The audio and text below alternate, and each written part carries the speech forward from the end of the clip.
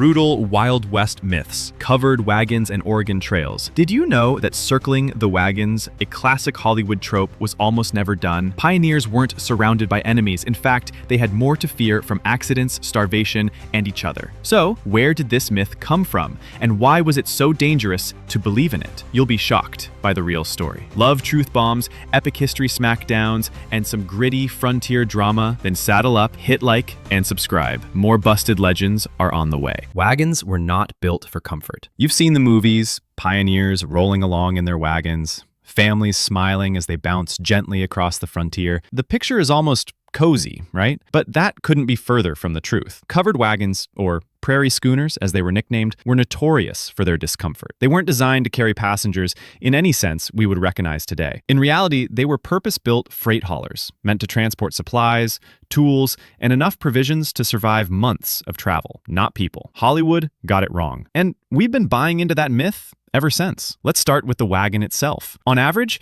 these vehicles were around 4 feet wide and 10 feet long. That's barely enough space to lay down a mattress for 2 people, let alone fit an entire family. While they were covered with canvas to shield supplies from rain or sun, the interiors weren't insulated or weatherproofed. Heat seeped in during the summer, while cold drafts pierced through at night. The idea of cozying up inside one, that would have been impossible for most families. In fact, pioneers often chose to sleep outside, under the stars, either on the ground or under makeshift shelters, rain or shine. The ride itself wasn't any better. Covered wagons lacked suspension, so each rock, rut, or hole in the road turned into a bone-jarring jolt for anyone attempting to sit inside. Imagine a wooden vehicle being dragged by oxen over unpaved trails, with every bump feeling like a punch to your spine. The wooden wheels were another problem. They were rigid, offering no give, which made uneven terrain even worse.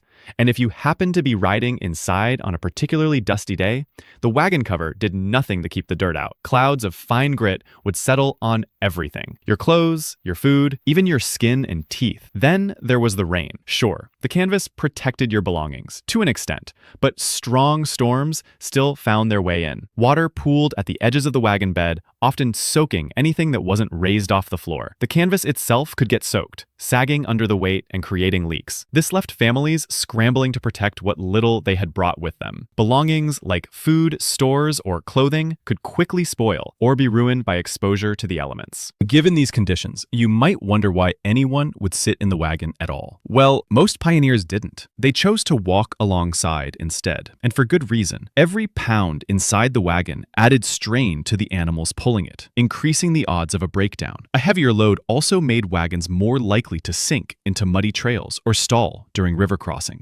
Riding wasn't just uncomfortable, it was impractical and even harmful to the team of oxen or mules driving the wagon forward. Walking reduced the overall wear and tear and gave pioneers a chance to actively guide their animals, which demanded constant attention on rough terrain. Even children walked most of the way. In some cases, they led the livestock, carried water, or performed other small tasks to lighten the workload. Pregnant women and the elderly were among the few exceptions who rode occasionally, but even then, it was dictated by necessity rather than luxury. Many accounts describe expectant mothers braving the harsh jolts for as long as they could before opting to walk with the rest of the group. This leads to an obvious question. If wagons weren't for riding, then what were they actually for? The answer lies in their cargo. A wagon's contents reflected life or death decisions. Every inch of space was carefully packed with essentials: flour, dried meat, tools, seeds, and in some cases, personal possessions like family Bibles or sentimental keepsakes. Farmers carried spare wagon parts, blacksmiths brought tools for repairs, and everyone carried enough preserved food to sustain them for the grueling journey. Luxuries were rare. There simply wasn't room. Interestingly, some pioneers carried items they could trade or sell upon reaching their destination, such as bolts of fabric or small amounts of liquor. The weight of the cargo dictated how efficiently the wagon could move, and pioneers had no choice but to get ruthless about what to bring. Furniture was often abandoned along the route, with travelers choosing to burn it for firewood or leave it behind to lighten their loads. Oxen can only carry so much, and every extra pound worsened the burden on the animals, a potential death sentence for the entire party if overloading led to exhaustion or injury. It's worth mentioning that oxen, which were slower than horses but much sturdier, were preferred for their ability to survive on sparse grazing and endure long days of travel. Despite these hardships, wagons remained indispensable. People walked to survive. But without wagons to carry supplies, crossing the frontier would have been impossible. For most pioneers, the wagon symbolized hope. It represented their chance to create a new life, even if the journey broke them physically and emotionally. When a wheel broke or an axle cracked, the delays felt catastrophic. Repairs could take hours, even days, during which time the wagon train was vulnerable to weather, predators, or accidents. So the real story of wagon travel isn't about pioneers comfortably riding into the sunset. It's about grueling miles on foot, blistered feet, and strained backs, all while pushing onward alongside a box of supplies on wheels. It's no wonder they averaged only 10 to 50 miles a day. This reality forces us to rethink the image of covered wagons. They were tools, not transport. When everything rested on that rickety frame, it wasn't comfort anyone prioritized. It was survival. But if walking was an everyday necessity on the trail, it posed its own challenges, especially for the most vulnerable travelers. What was life really like for those who had no choice but to walk through untamed terrain? Let's take a closer look. Walking was the real mode of transportation. Imagine setting out on a journey hundreds, even thousands of miles long, knowing you'd spend nearly every step on foot. For pioneers moving west, walking wasn't just the default mode of transportation. It was an unavoidable reality. Most didn't walk because they wanted to. They did it because their survival depended on it. While the iconic image of covered wagons evokes thoughts of people riding into the frontier, the truth is that the vast majority of pioneers trudged alongside their wagons for months at a time,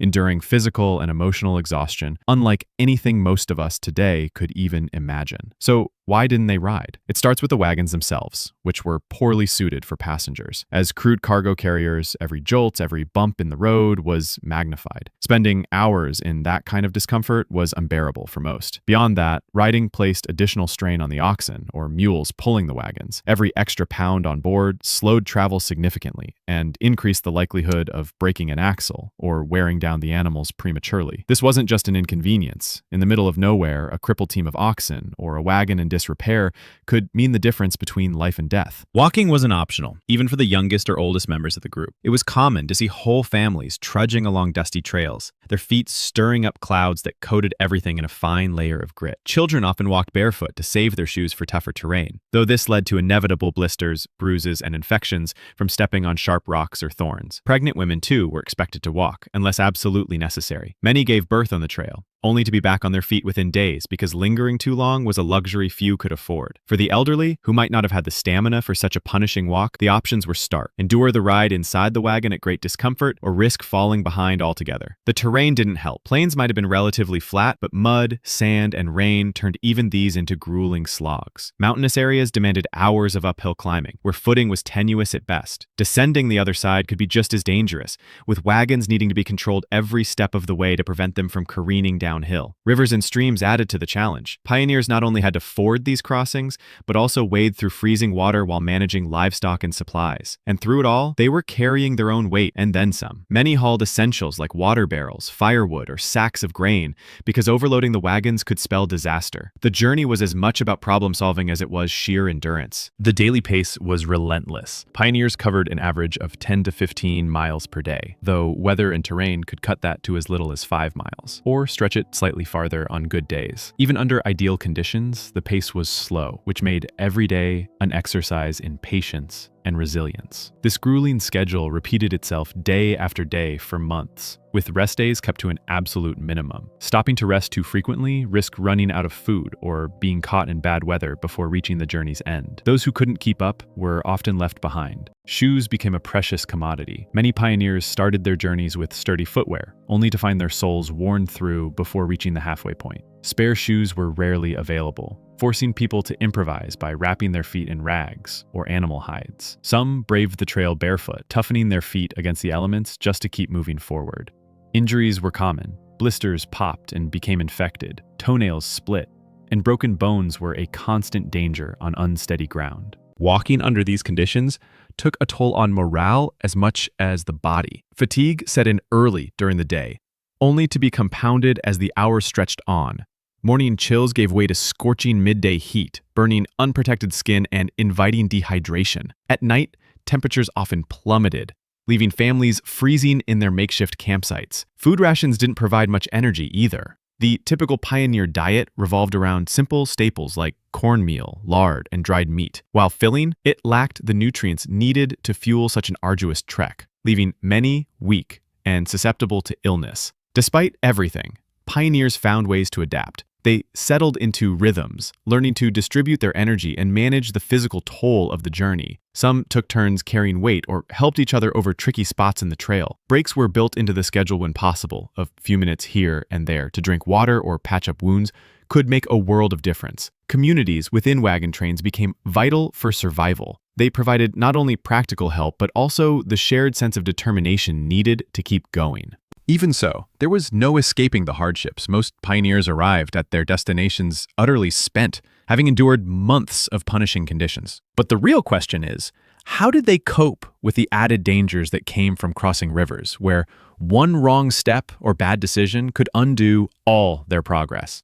Let's explore the risks pioneers faced when water became their greatest obstacle. Crossing rivers was a deadly gamble. Rivers promised danger. For pioneers, water crossings weren't just another part of the journey, they were among the most feared obstacles on the trail. Sure, wagon trains struggled with rugged landscapes, harsh weather, and aching feet every day, but rivers added an entirely new layer of risk. Standing on the riverbank, it wasn't just about getting wet. Crossing could mean losing your supplies, your livestock, or even your life. And here's the reality. Every single crossing was a gamble. Large rivers were the primary source of concern. With their deep waters and unpredictable currents, decisions had to be made quickly and with little room for error. Pioneers often had only 3 options. The first was fording the river, which involved driving the wagon and animals straight through the water. This method was the riskiest, as rushing currents could push both wagon and livestock downstream, leaving the travelers helpless as their most critical supplies were swept away. A second choice was to wait for a ferry. A safer option, but one that wasn't often available and could be prohibitively expensive for families who were already counting their pennies. The final option required building a raft from scratch, an exhausting process that only worked if trees and time were accessible. None of these decisions came easily. When it came to fording, preparation was key, but it was far from foolproof. Wagons weren't naturally built to float. Before a crossing, pioneers tried to waterproof the wagon beds by rubbing wax along the seams and sealing cracks, hoping to keep water from flooding in. Still, this didn't transform the bulky wooden wagon into any kind of reliable boat. Heavy supplies inside raised the risk of tipping, especially when undercut by strong currents. Livestock, already skittish, were unpredictable at best, and, at worst, panic could make the entire group lose control. Strong currents could overturn wagons, drown livestock, and sweep away essential supplies, explains one source, and every river offered the chance of disaster. Families couldn't rely on luck, but even meticulous planning often wasn't enough. The dangers extended far beyond water. Misjudging the forward path meant getting stuck in unexpectedly deep mud, damaging the wagon in the process. Oxen, the workhorses of the journey, might lose their footing, drowning under the weight of their yokes if the current dragged them under. These animals weren't just tools. They were the engines that powered the entire trip. Losing even one could spell trouble for the family it was hauling toward a better life. Yet, pioneers faced moments when wagons overturned midstream, spilling flour, tools, clothing, and everything else they had painstakingly packed. The decision to cross a river was a gamble, and the stakes were everything they owned. Not all crossings relied on luck alone. The most prepared pioneers scouted far ahead, searching for calmer sections of the river, or at least a place where the width was manageable. Even choosing the right crossing point wasn't straightforward. Water that seemed placid on the surface might be hiding a surging undertow. Improvisation became the norm as pioneers made choices based on the tools and materials they carried. Settlers would build makeshift ferries from available materials, crafting rafts from chopped wood wherever they could find it. But this was labor-intensive work. Cutting and lashing logs together didn't guarantee success. And even if a makeshift ferry worked, crossing an entire wagon train this way took time. Time most pioneers didn't have to spare, given the constant threat of oncoming storms or dwindling food supplies. For many, ingenuity mixed with desperation. In emergency cases, they sought guidance from Native Americans, who were often experienced at navigating the rivers in their territories. Native guides could identify safer crossing points or suggest unusual solutions, exchanging this crucial knowledge for trade items the pioneers carried. This, however, was never a guaranteed arrangement, as cultural misunderstandings could lead to acts of distrust on both sides. Still, it wasn't uncommon for a pioneer family to survive only because they received this kind of help at the right moment. Some crossings became infamous due to their violent outcomes. Historical accounts describe entire families swept away in midstream disasters. Wagons would perish in one crossing, while others made it without issue just a few feet away, a fact that amplified pioneers' anxiety every time water blocked the trail. This wasn't just bad luck, it was an unforgiving collision of natural forces and human limitations. None of these tragedies were forgotten. Each high watermark, each dry riverbed, haunted the survivors as they pressed forward, wondering if the next one would be different or the same. Even smaller rivers posed their share of problems, especially when cold weather had set in. Standing ankle-deep or waist-deep in frigid water sapped the strength of even the hardiest men and women. Hypothermia wasn't a word on most pioneers' lips, but the effects of prolonged cold exposure were all too familiar. For children, the crossings were terrifying. Parents had to carry their youngest, ensuring they didn't slip and fall, making every crossing a balancing act between safety and urgency. Crossing a river and surviving might have felt like a victory, but it also came with an unsettling reality. The moment the last wagon made it to the other side, there wasn't much time to celebrate. Families dried their supplies, took stock of what they'd lost, repaired what they could, and moved on. The trail had no patience for delays. There were always more rivers ahead, more chances to risk it all. The pioneers' resilience was unmatched, but rivers were only part of the hazards they faced. Whether it was missteps on the trail or the constant shadow of sickness, the trail offered dangers that neither ingenuity nor bravery could fully overcome. Disease and death were constant companions. On the trail, it wasn't just broken wagons, wild weather, or harsh terrain that pioneers feared most. The biggest threat was much harder to see: disease. It swept through wagon trains with devastating speed, leaving heartbreak and loss in its wake. Between poor sanitation, tainted water, and a total lack of medical care, sickness became an unavoidable part of life and death on the Oregon Trail. Cholera was the single greatest killer during the westward migration.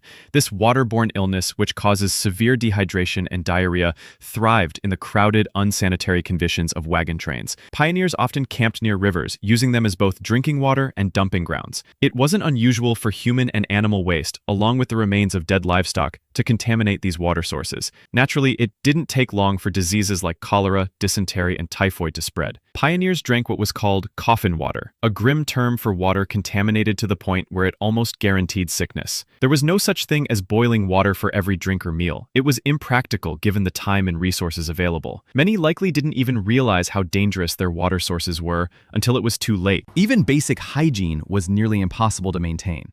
Bathing was rare, doing laundry was a labor-intensive luxury, and everyone shared cramped, dirty quarters. Women, who typically managed the domestic side of the journey, did what they could with limited soap and water, but there was only so much anyone could do in such conditions.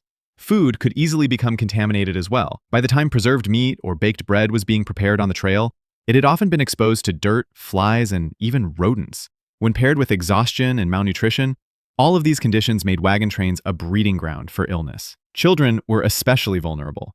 Diphtheria, measles, and mumps spread like wildfire through young travelers, many of whom were already weakened by the journey's physical demands and the lack of fresh, nutritious food. A simple cough could escalate into something life-threatening. Families lived with the constant fear that their children wouldn't survive the trip. Pregnant women faced equally dire odds. Giving birth on the trail often brought dangerous complications. Without access to sterile environments or trained midwives, childbirth led to infections that claimed the lives of countless women and their infants. But disease wasn't the only grim reaper on the trail. Accidents were a close second when it came to causes of death. Diaries from the time tell of devastating injuries from gun mishaps, missteps into wagon wheels, and falls from moving wagons. Nobody was safe. Children, in particular, were often crushed under the wheels of moving wagons, either while playing nearby or while trying to climb in or out. With no doctors for miles and no tools for surgery or proper wound care, even what might seem like a minor injury today could quickly turn fatal. These tragedies left little room for mourning. Pioneers buried their dead as fast as possible, usually within hours. This wasn't a matter of rushing past grief, it was a necessity to prevent the spread of disease within the group. Graves were often shallow, their locations marked by simple wooden crosses or stones, but sometimes they were left unmarked altogether. This wasn't just to save time. Unmarked graves were meant to deter scavengers, whether human or animal, from disturbing the bodies. Still, the reality of leaving loved ones behind, knowing you'd never visit their grave again, was a heavy emotional scar that many carried for the rest of their lives. The psychological toll of these constant losses was staggering. Every death on the trail reinforced how fragile life was. But pioneers had no choice but to press on. Stopping to grieve wasn't an option when survival demanded forward momentum. Families had to pick up what remained of their lives and continue walking. It's easy to imagine the quiet desperation of the trail, the stoic faces, the suppressed tears, and the determination to keep moving even as the weight of loss settled on their shoulders. Cholera may have been the most infamous killer, but it wasn't alone. Diseases like malaria, spread by mosquitoes, and scurvy, caused by a lack of vitamin C, also took their toll. And then there was mountain fever, an all-too-common label for a range of tick-borne illnesses. Even food poisoning from improperly preserved meat or spoiled rations could take lives. On top of this, contaminated water sometimes led to alkali poisoning, a painful condition caused by drinking water with high levels of alkaline chemicals, typically due to minerals seeping into it from the earth. Every meal, every sip of water carried a degree of risk that we might struggle to fathom today. By some estimates, around 4 to 6% of all travelers on the Oregon Trail died. A staggering loss when you consider the sheer number of people traveling west during that time. In raw numbers, that's tens of thousands of lives either buried alongside the trail or lost to the rivers, accidents, and illnesses of the journey. In some cases, the death toll from a single wagon train could rise so high that its survivors were forced to abandon the trip altogether. And yet, through all of this, the pioneers kept going. Their resilience wasn't born from a lack of fear. It was the result of necessity. Leaving the trail, turning around, or stopping indefinitely simply wasn't an option for most families. They trudged onward, fueled by the hope that the life waiting for them at journey's end would make the suffering worth it. Still, sickness and injury weren't the only dangers tied to survival. When food supplies began to dwindle, pioneers turned to desperate, unthinkable measures. What happened next revealed just how brutal the frontier could be. Starvation and survival came at a high cost. When food supplies ran low on the trail, pioneers faced an unrelenting question. How far would you go to avoid starvation? Months of travel across barren landscapes, where hunting and foraging often produced little to nothing, forced settlers to ration every meal, with the hope that it would last until they reached the next critical waypoint. When it didn't, desperation set in, and their options grew as thin as their worn-out frames. Most wagon trains set out with carefully stocked provisions. A standard mix of non-perishable foods packed tightly into the limited space of the wagons. Flour, dried meat, salt, beans, sugar, and coffee made up the backbone of the pioneer diet. These supplies weren't luxurious. They were calculated.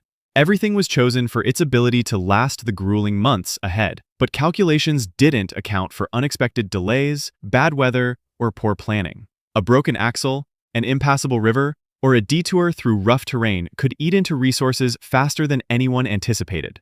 And while food might have seemed plentiful in the early days of the journey, many travelers discovered with growing dread that they hadn't packed nearly enough. Rationing became a way of life.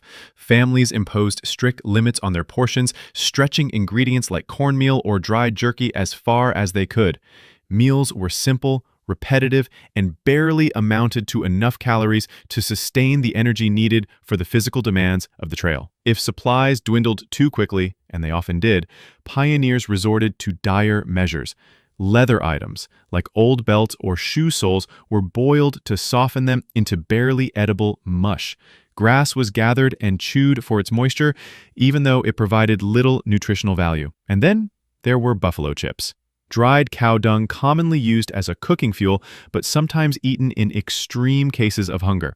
It wasn't food by any stretch of the imagination, but it was something that gave the illusion of eating. In the most extreme cases, starvation went beyond desperation and reached the realm of the unthinkable. The Donner Party is perhaps the darkest example of how starvation tore apart the veneer of frontier resilience. Trapped in the Sierra Nevada mountains during the brutal winter of 1846-47, their food ran out entirely as heavy snowfall cut them off from all hope of resupply. With no animals left to slaughter and nothing to forage in the frozen landscape, they were forced to resort to cannibalism, consuming the bodies of those who had already died in order to survive. Out of the 87 members of the Donner Party, only 48 lived to tell the tale. Their story became an enduring reminder of what starvation could push even the strongest communities to do in sheer desperation. While the Donner Party stands out due to its horrifying details, other settlers face similar struggles on the trail. Hunting, once thought to be a reliable supplement to wagon train food supplies, often proved disappointing. Game was sparse in areas where pioneers had overhunted or where the terrain didn't naturally support large populations of elk, deer, or bison. Even when hunters did find game, it wasn't uncommon for a group to arrive too weak, tired, or ill-equipped to make use of the opportunity. There are stark accounts of settlers looking out over vast, empty landscapes, seeing nothing they could gather, hunt, or hope to eat in time. Poor planning added another layer to the problem. Some wagon trains departed poorly stocked, or became wasteful early in the journey, only to be caught off guard later when supplies dwindled faster than expected. Food shortages left people weakened and vulnerable to illness. Malnourishment wasn't just physical, it was mental. Hunger pulled the mind into a haze where clear thinking grew harder, temper shortened, and survival demanded everything a person had to give. Inadequate food supplies coupled with the trail's grueling demands resulted in countless deaths from exhaustion alone. And when families did lose members to starvation, the emotional devastation threatened the will to continue walking. For some pioneers, help came from unexpected sources. Community was a vital part of survival. Wagon trains were more than traveling groups, they were lifelines. Without the supplies or support of others, individual families would have rarely made it on their own. Pioneers who shared scarce resources among their fellow travelers ensured that even the weakest members of the group could press forward. Acts of generosity, while not always the rule, often meant the difference between survival and death. Occasionally, salvation came from outside the wagon groups entirely. Some Native American tribes assisted pioneers by trading food or guiding them to safer routes. Though relations between settlers and Native Americans could be tense, there were times when Native tribes showed settlers how to forage for unfamiliar plants, locate water sources, or cross dangerous landscapes. For those starving pioneers, this help was not just practical, it was life-altering. Despite the desperate circumstances, many settlers learned to adapt. They became resourceful when it came to stretching out supplies, learned the value of cooperative survival, and turned to any available alternatives when food supplies dwindled. But these adaptations didn't erase the physical and emotional scars left behind. Starvation was a constant specter on the trail, a hidden force that could destroy hope just as effectively as any broken wagon, illness, or accident. Could more preparation have helped? Perhaps. Better planning, better conditions, or even just better luck might have spared some of the suffering. But there's no real way to prepare for the raw, unforgiving brutality of survival when confronted with months of hunger and uncertainty. And still, somehow, pioneers endured this daily struggle in their collective push westward. But food was only part of the challenge. Even alongside starvation and illness, settlers had to contend with the dangers of the natural world. Dangers that could strike with deadly speed, often from the very animals they relied on most. The myth of constant conflict with Native Americans. Hollywood Westerns thrive on conflict, and one of their longest-running myths is the idea of pioneers constantly fighting off Native American attacks on the trail. It's a dramatic image. Wagons circled in defense. Settlers firing rifles while arrows rain down. But here's the truth. That version of history is mostly a fabrication. While conflicts between pioneers and Native Americans did happen, they were far less frequent than the stories coming out of Hollywood would have you believe. In reality, disease, hunger, and harsh conditions were far greater threats to most wagon trains than any attack. The historical record paints a starkly different picture. Between 1840 and 1860, it's estimated that fewer than 400 pioneers were killed in Native American raids. That's a fraction of the tens of thousands who died from cholera, dysentery, drowning, or accidents on the trail. These numbers tell a very different story. The Oregon Trail wasn't the battlefield Westerns make it out to be. Instead, the majority of interactions between settlers and Native Americans were peaceful, often rooted in trade or mutual assistance rather than animosity. Trade was one of the most common ways Native Americans and pioneers interacted along the trail. Pioneers lacked fresh supplies and often carried goods that Native American groups found valuable,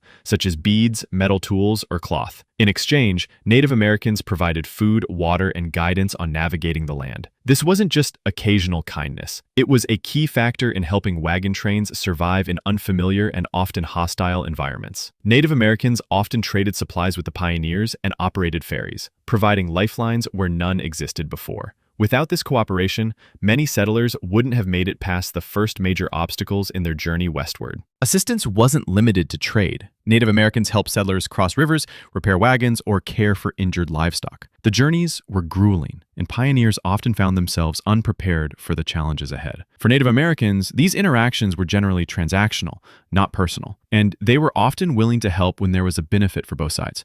Still, these moments of cooperation ran counter to the Hollywood narrative. which has largely erased the more peaceful and practical relationships that existed. That's not to say tensions didn't exist. They did, but many of the conflicts that arose were caused by the pioneers themselves. Cultural misunderstandings often sparked disputes, especially when settlers ignored or insulted native customs. Some pioneers stole water, food, or grazing land, showing little regard for the people who lived there long before them. In fact, many conflicts that did happen between pioneers and Native Americans were often provoked by the pioneers themselves. Retaliation wasn't always immediate. Violence might not target the instigators directly, but it could fall on the next wagon train to pass through. These escalations weren't random acts of aggression. They were responses to previous wrongs, as the vast encroachment of settlers strained whatever peace might have existed.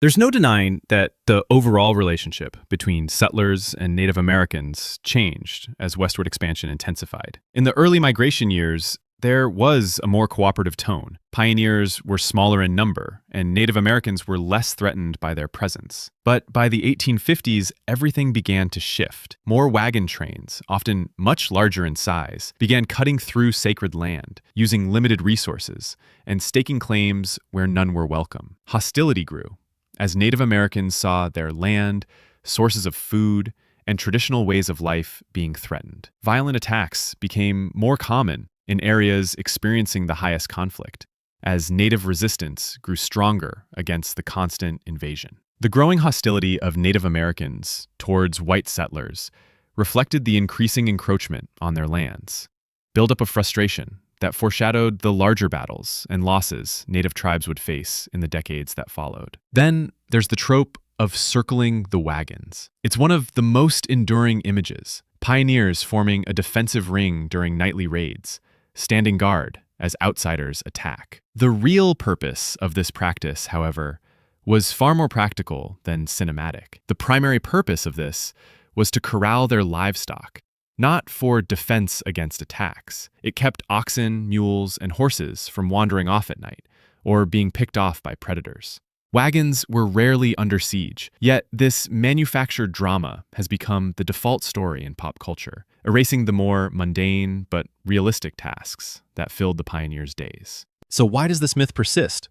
Largely because it served a purpose beyond entertainment. The narrative of unwavering conflict helped to justify the broader agenda of westward expansion. By portraying Native Americans as inherently hostile, settlers could position themselves as defenders of progress, heroes bringing civilization to the untamed wilderness. This false perspective minimized the moral cost of displacement and destruction Native tribes endured. It framed the settlers' encroachment not as theft, but as necessity. Self-defense became the excuse for colonization. The real story of the Oregon Trail, therefore, isn't one of constant warfare, but that story doesn't sell as well. While pioneers fought their greatest battles against the land itself, the myth of violent conflict helped mask the immense toll expansion took on Native tribes. By the time many settlers reached their destinations, both sides had lost far more than they gained. Yet, even on arrival, the difficulties weren't over. For those who survived the journey, reaching the frontier was often the beginning of a whole new set of struggles. So the true story of pioneer life is one of unrelenting resilience and sacrifice, far beyond the myths we often imagine. Every step westward came with unimaginable risks. Disease, starvation, and heartbreak were constant companions. Yet these settlers pushed forward, driven by hope and necessity, shaping the future of a nation in their wake. It forces us to ask, could we endure a fraction of what they did to survive? Their journeys opened opportunities, but came at great human cost, especially to Native American populations. So, what do you think? Would you have had the grit to survive the brutal Oregon Trail? Let me know in the comments below. Until next time, folks.